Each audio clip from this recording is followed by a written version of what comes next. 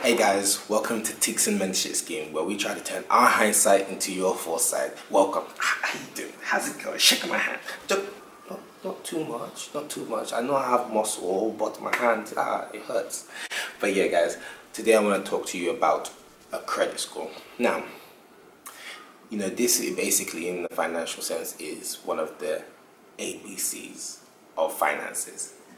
The credit score literally is like determines majority of what happens to you financially, and can really make your life a bit more expensive when it could be a lot cheaper. And you can actually be setting yourself up right now to make sure that when it's time for you to actually fully need it, it's very necessary. Now, when I say ABCs, I'm not even joking. Now, to illustrate this score is what any lender, what bank, anybody would need to use to validate your credibility to get a financial instrument or use finances in general. And it's kind of like your report card. Now, check it like this. When you get a DM or someone slides into a DM, the first thing you do is what? Go check their profile, go check their Insta, their Twitter, who they are, what they're about, who the mutuals are, what does this man say about them, who did they mess with, all that kind of stuff. You get your friends on the FBI to go search up this person, like, hey, Becky, hey, Kiki, who's this one? You know what I mean? That's what banks do whenever you apply for an account, whether it's getting a loan, whatever it is, they check it like this. Now, to illustrate how this is important, whether it's opening a bank account, whether it's creating a credit card, whether it's trying to get a mortgage, especially with a home, whether it's trying to when you want to rent a place. So if you're a student right now, this is how they already know that Tickzon Mentorship Scheme, we're trying to teach you about stuff that's not being taught in schools. That's what we're here about. We're here to share knowledge, and us, we're learning every day. So as I learn, I'm coming to teach you. I'm coming to share it, man. And then as you, man, learn, let me know. Let me learn. Educate me. So if you're a uni student now and you've got an accommodation, you moved out of your student accommodation, etc., 100% I'm sure that most of you guys have been asked for a guarantor's form. Now, a guarantor's form, and some of you know that your parents can't do the guarantor's form, or somebody else can do, and you didn't understand what that meant. Now, a guarantor's form essentially is for them, because they know that you guys aren't being educated about credit, they are going to have somebody else who has good credit to take it on behalf of you. So if it's your mom or your dad that has good credit, then essentially their credit is going to roll off onto you and essentially mean that you can get that place. You can get that place because they've passed a credit check, which means that they've been responsible with money or been responsible with debt. So that is essentially how much. So once you leave uni and then your parent, you become a professional and stuff like that, and you want to go get a house or you want to go rent, most landlords will do a credit check on you, and if you fail that credit check, you may not be able to get a place to live. If you want to get insurance, car insurance, and you're going to be paying monthly, as most of you, your first time drivers, your first insurance, even with box, is expensive. Now, me and my friend B can have the exact same credentials, everything, and then say that we want to get this quote, but our quotes will be completely different, because when you put in your comparison sites, you put in your details and everything. Now they cross-check that with credit agencies, do soft searches on you, and they bring out stuff that they think that you'd be accepted for. So I might be paying £50 per month more than this person, but that's the quote that I'm going to get based on my credit score. Now it doesn't just mean for that. There's so many things and it's legit ABCs. Now, hey guys, so now look. The ironic thing about a credit score is that you need to get credit to have a credit score, if you get what I mean. It's just like you have to take an exam to have an exam report.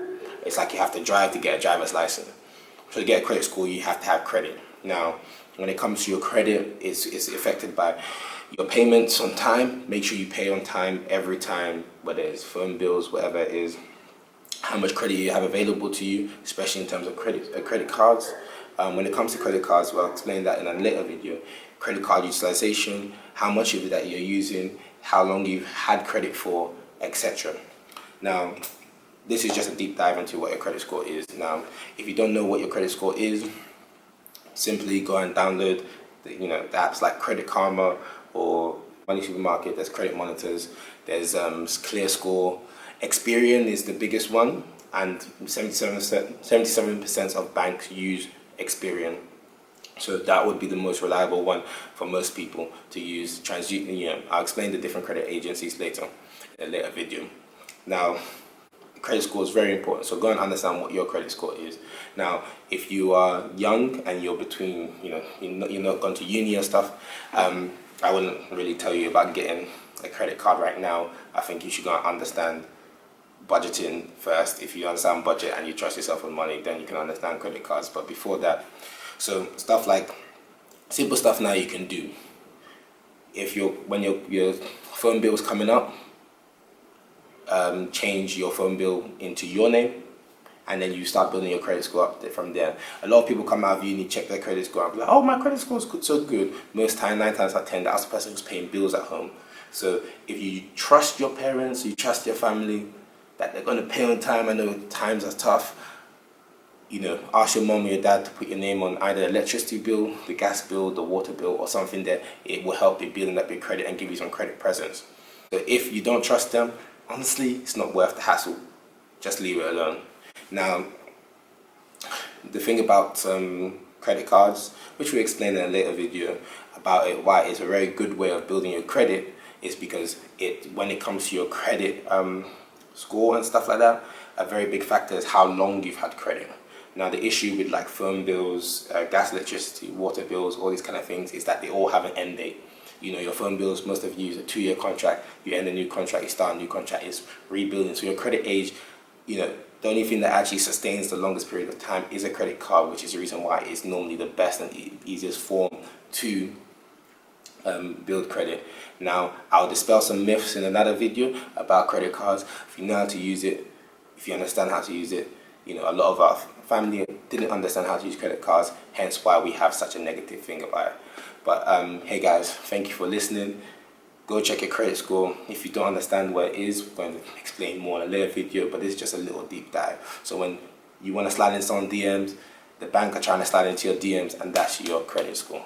And it can make your life expensive, or you can make you so much easier to legit, oh my days, it could save you thousands. But guys, thank you for tuning in. Like, subscribe if you want to join us. If you just continue sharing the love, keep on smiling, and make sure that you try and make someone's day brighter today. So thank you very much for being here and taking part in trying to help us turn our hindsight into your foresight. Have a blessed day, guys.